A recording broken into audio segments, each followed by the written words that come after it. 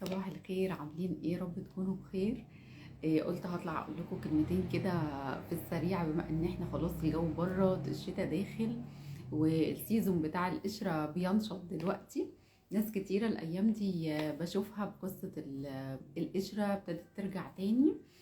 طبعا انا كنت حابة بس اكد على قصة انا بستخدم شامبو القشرة ازاي، وامتى ان انا اكتفي بس بان انا استعمل شامبو للقشره، وامتى المفروض لا اتحرك الموضوع اكبر من مجرد كده. شامبو القشره يا جماعه لما بنيجي نستعمله ما بينفعش ان انا ادخل كده في الدش بليت شعري احطه واروح شاطفه، مش هيعمل حاجه. المفروض ان احنا بنحطه على فروه الراس، وادلك بيه فروه الراس واسيبه 10 دقايق، اسيبه 10 دقايق يشتغل، وبعد كده اشطفه يستحسن بميه فتره. ومهم كمان قوي ان انا شامبوهات القشره بوجه عام مش كلها، في حاجات فعلا فيها مرطبات بس بتبقى اسعارها اغلى شويه. فلو انا هستعمل من الانواع اللي هي شويه بتنشف الشعر، يبقى مهم ان انا بعديها اهتم ان انا احط بلسم، اجي احط البلسم احطه على شعري نفسه مش على الجذور. ممكن كمان اعمل حمام زيت او حمام كريم عشان اطري شعري.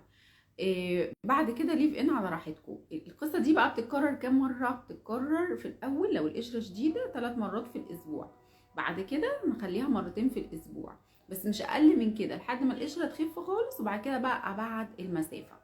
طيب دي كانت اول نقطه عايزه اقولها لكم، اللي هي انا اصلا هستعمل شامبو القشره ازاي عشان يجيب لي نتيجه.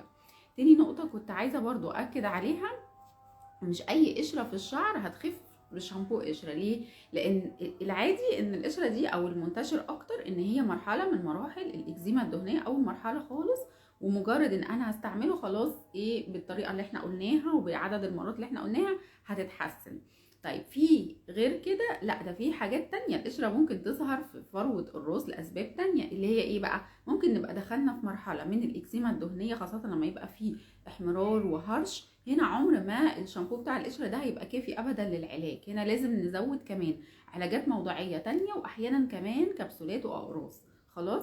ممكن كمان ما تبقاش أصلا إكزيما دهنية ولا ليها علاقة بقصة، تبقى حاجة تانية خالص. أشهر حاجة الصدفية.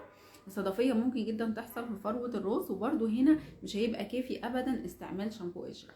ممكن كمان يبقى تشخيص بعيد عن كل ده خالص في انواع معينه، مثلا من الزئبه بتبقى كتل كده في فروه الراس، ممكن تبقى واحده ممكن تبقى 2 او اكتر، وتبقى فيها قشره، فلا دي مش قشره عاديه، الموضوع اكبر من كده. في كمان التهاب فطري ممكن يحصل، انواع معينه من العدوى الفطريه وتبقى فيها قشره تظهر اكتر في الاطفال. فانا مش اي قشره هي القشره العاديه اللي احنا بنستعملها الشامبو.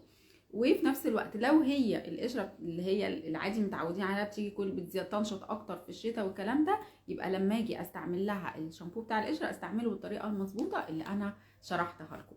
بس انا حبيت اديكم المعلومه دي في السريع كده، لان فعلا الايام دي زايده الحالات، والناس شويه بيجيبوا الشامبوات يعني كذا حد جاي يقول لي انا استعملت الشامبو مش بيجيب نتيجه. طب بتستعمليه ازاي؟ نلاقي ان طريقه استعماله اصلا مش مظبوطه، مش مدياله فرصه ان هي تجيب نتيجه. كمان شامبو القشره بنحتاج ان احنا نغيره كل فتره، ما بيبقاش نفس النوع ماشي عليه على طول، بس يعني بنديله على الاقل 3 شهور، وبعد كده ممكن نعمل شيفت لنوع تاني. بس كده اتمنى ان انتوا تكونوا وصلت لكم النقطه، وانا هعمل سيف ان شاء الله للكلمتين دول وانزلهم تحت، وقريب ان شاء الله ابقى معاكم لايف تاني اجابه بقى على الاسئله وكده.